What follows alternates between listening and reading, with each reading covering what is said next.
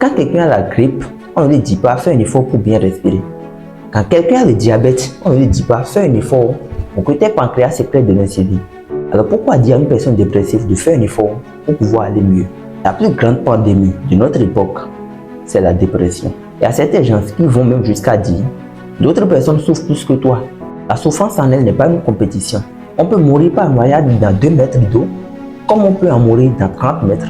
La douleur reste la douleur, la souffrance est la même. Et elle n'est pas une compétition.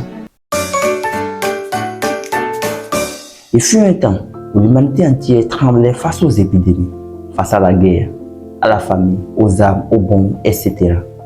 On avait des ennemis visibles, mais tout le monde se sentait vivant, autant qu'on pouvait courir pour rester en vie.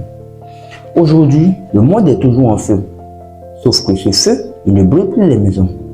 Il consume les âmes, il brûle les cœurs, il détruit les silences. Il met tout le monde dans un chaos inimaginable. Mesdames et messieurs, la plus grande pandémie de notre époque, c'est la dépression. Vous savez, il fut un temps où un patient m'a dit quelque chose que j'ai du mal à oublier.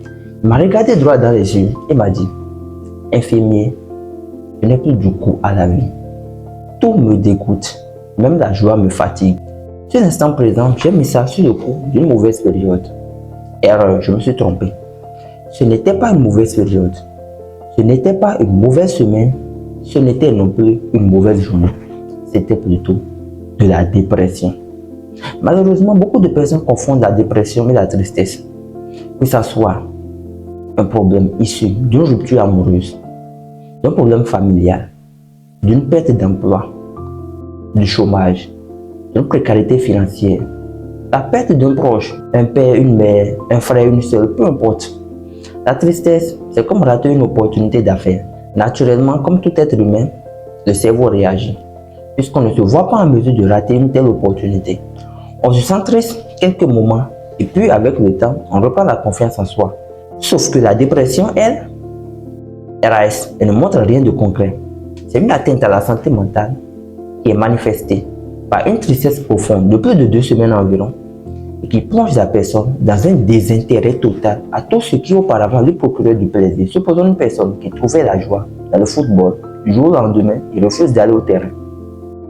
Une personne qui entre-temps était extravertie, mais qui du jour au lendemain est devenue introvertie. Dans la dépression, certains messages du cerveau, à l'instant de la dopamine, de la sérotonine, de la noradrénaline, etc., ne fonctionnent plus correctement. Et la conséquence directe, c'est quoi? C'est une perte de motivation. Et ce n'est pas que tu ne fais pas d'efforts, c'est plutôt ton cerveau qui a du mal à progresser. La première question, c'est de savoir comment identifier la dépression. Comment savoir si on est dans une situation de dépression ou si son proche, son cousin, son collègue de travail, son père, sa mère, sa fiancée ou son fiancé traverse une période dépressive. Généralement, vous avez une fatigue constante. Vous vous levez le matin, même après 10 heures de sommeil, vous êtes fatigué. Vous avez la perte d'intérêt à tout ce qui vous procurait de plaisir, comme je l'avais expliqué sur vous. Vous avez une irritabilité inexpliquée. Pour des petits détails, vous vous mettez en colère. Une diminution de la capacité à réfléchir. Vous avez une insomnie ou une hypersomnie. Une insomnie, c'est quoi? C'est que vous n'avez plus la capacité de dormir normalement. Ou une hypersomnie, vous dormez beaucoup de trop, mais vous n'êtes pas toujours satisfait. Un amaigrissement, vous perdez de poids sans régime. Vous vous isolez, vous n'avez plus envie de sortir. Vous restez enfermé dans votre chambre. Et c'est là que le signe le plus coriace vous traverse l'esprit. La tentative de suicide. Beaucoup de personnes jugent ceux qui se suicident sans pour autant se mettre à leur place. Je n'ai jamais cautionné le suicide, je n'ai jamais dit que c'est une bonne chose. Mais parfois, ça résulte de notre ignorance vis-à-vis de nos proches. Oui, il ne m'a pas écrit, je ne vais pas le faire. Il y a longtemps que je l'ai écrit, c'est moi qui envoie le dernier message, je n'ai pas de ces nouvelles. Mais mon arrogance, ma fierté me pousse à ne pas faire le premier pas. Oubliant que l'autre est peut-être dans un état dépressif. Vous savez, la dépression, c'est un état tellement envahissant que lorsque tu es dedans, tu n'as même plus la capacité, tu n'as même plus la force de pouvoir appeler quelqu'un pour lui dire « Oui, je souffre ». Je vais t'expliquer très simple. Imagine une grande ville avec une lumière impressionnante. La circulation est fluide. Il y a une vie. Tout le monde passe normalement. Il y a une énergie vitale qui circule. Puis un jour, il y a eu un problème d'électricité. Les lampadaires s'éteignent. Tout rentre dans l'obscurité. La circulation n'est plus fluide, il y a de l'embouteillage. Eh bien, c'est ce qui se passe réellement dans ton cerveau. Imagine ton cerveau comme la grande ville. Au début, tout se passait bien. L'énergie y est, la circulation normale, la vie, la bonne énergie. Ça, c'est que tes neurotransmetteurs, tes hormones de bonheur, à l'instar de la sérotonine, de tout ce que je viens de te citer, sont en bonne quantité et travaillent régulièrement. Que brusquement, l'énergie disparaît, il y a eu un problème d'électricité, les lampadaires s'éteignent, il y a de l'embouteillage.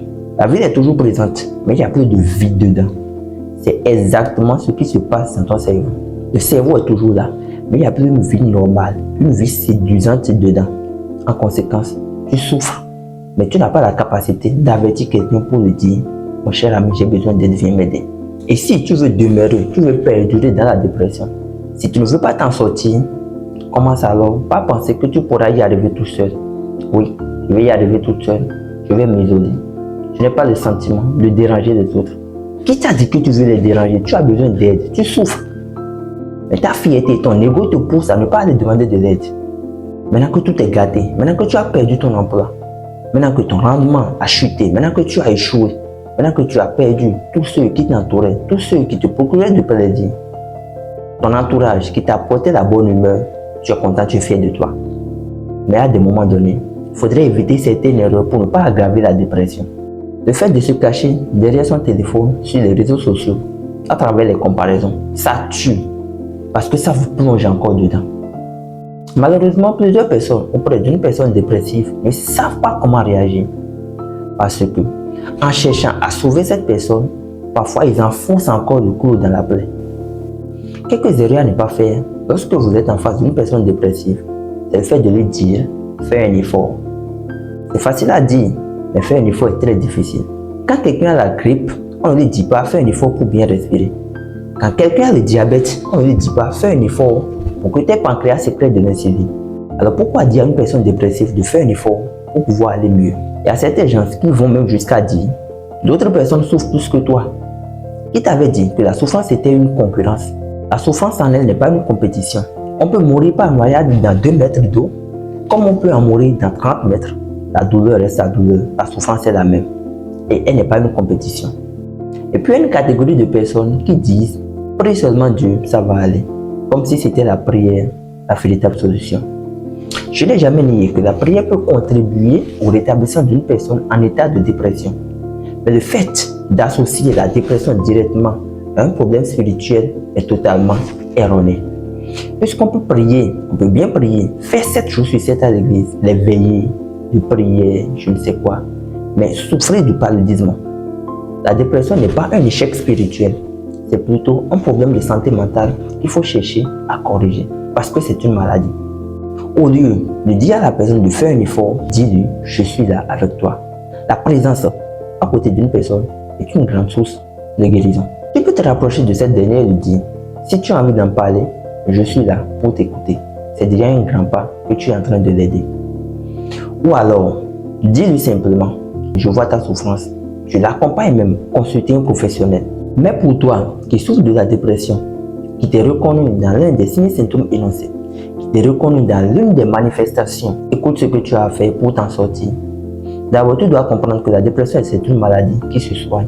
La deuxième chose, c'est de chercher à te rétablir petitement. Tu ne peux pas te lever du jour au lendemain et chercher à reprendre le contrôle de ta vie après un épisode dépressif. C'est absurde. Commence petit. Apprends déjà à te lever le matin, à faire le ménage, la cuisine, faire la lessive. Quelques passions que tu avais perdues entre-temps, tu commences alors par les réintégrer progressivement dans tes habitudes quotidiennes. Tu verras les résultats. La troisième chose à faire, c'est d'installer une mini-routine de vie quotidienne. On ne te demande pas d'avoir une discipline de militaire. Commence déjà par te lever à une heure fixe. Fixe-toi un programme. Si c'est à 7 heures, tu te lèves à 7 heures. 8 heures, c'est 8 heures. Commence alors par te faire toi-même un bon repas par jour. Ne va pas toujours aller acheter dehors. Pendant la journée, cherche un court moment pour pouvoir sortir, rester sous le soleil et prendre la lumière naturelle. C'est très important pour toi. La quatrième chose, c'est de faire des mouvements. Tu n'as pas besoin d'aller faire 30 minutes à 1 heure de séance en salle de gym. Commence déjà par sortir, faire quelques pas dans la nature et revenir dans ta chambre. Ça va t'aider. La cinquième solution, c'est de ne pas rester seul, je te jure. La solitude, c'est ça qui tue encore la dépression. Il y a un auteur, quelqu'un qui a dit que si tu veux rencontrer le diable, ce serait dans tes moments de solitude ou encore dans tes moments où tu ne fais rien. Parce que quand tu ne fais rien, quand tu es seul, tu réfléchis et tu penses. Quand tu penses beaucoup, tu as tendance à normaliser tout ce qui se passe dans ta tête mais qui ne sont pas réels.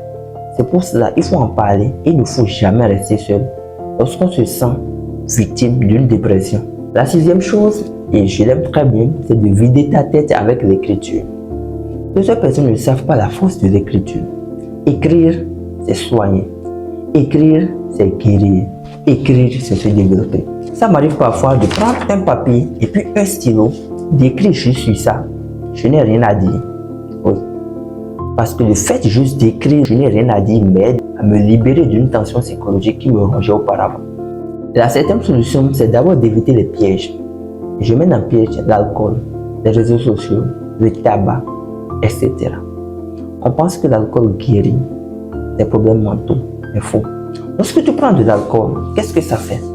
L'alcool vient attaquer ton cerveau. L'alcool attaque ton système qui te permet d'être conscient de tout ce qui se passe autour de toi.